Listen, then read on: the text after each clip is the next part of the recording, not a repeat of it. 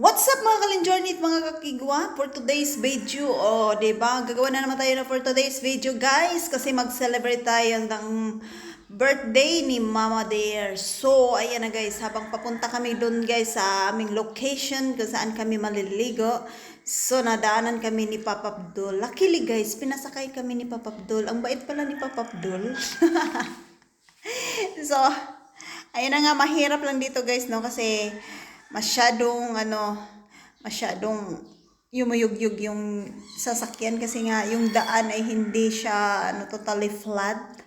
Kaya naubos yung lakas namin dito guys, kakahawak sa sasakyan kasi nga guys, kanang kuan ka siya baka nang tuntun kayo ba singana ng tuntun ay kanang maka talaga sa matres ba makalugwa sa matres, charot lang. So dugay-dugay mo po din ang among biyahe, no? So far guys, napakaganda ng weather kaya we're so blessed for today's vlog, chares.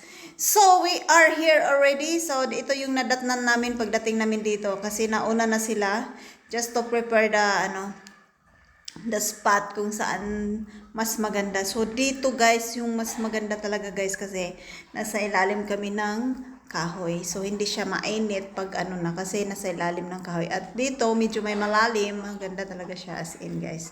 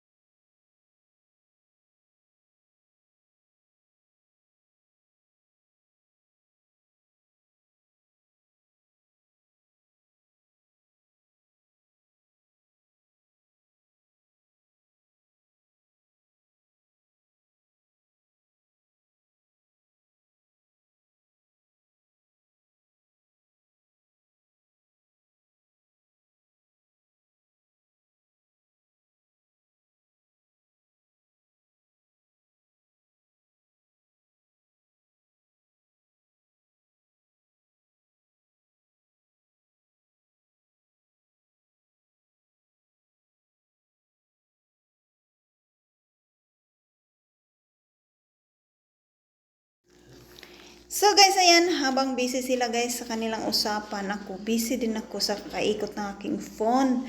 Kasi nga guys, ang ganda ng weather. Sayang yung camera natin guys, na mahala mo na. Yung pang-pak na pak talaga yung camera natin guys. Super ganda at linaw ng kuha, o diba? So ayan na nga. Enjoy your eating guys. Kaya minsan lang yan tayo sundong mag-picnic. So yung isda din guys, sobrang liliit pa pero kumakain yan ng dead skin. Kaya masarap, maganda yan siya magtambay diyan tapos ibabad mo yung paa mo. Tapos lalapit mo yung mga isda. 'Di ba?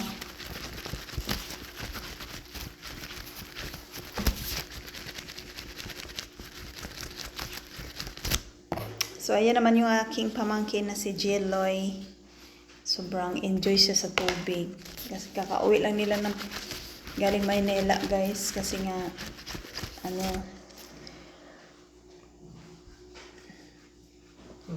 namatay yung lolo niya sa side ng kanyang papa.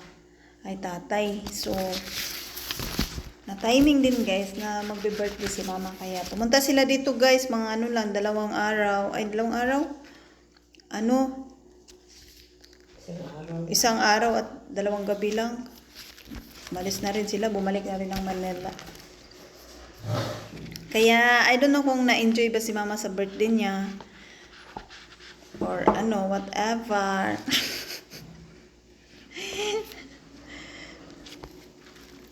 Basta kami na-enjoy. Na-enjoy kami sa ganda ng weather at sa tubig na sobrang lamig. Sobrang lamig ng tubig at sobrang sarap ng mga pagkain. Di ba?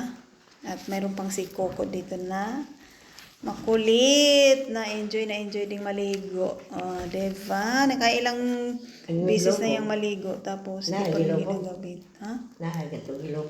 Wala. Hindi nakuhaan to. Matoy nindot. So, ayan. Enjoy din siya sa kakalkal ng buhangin. Tinatago niya yung pagkain dyan. Pagkain niya. Tinatago. Ayan. Hi, Coco. Wala na yung dahon, ma? Wala.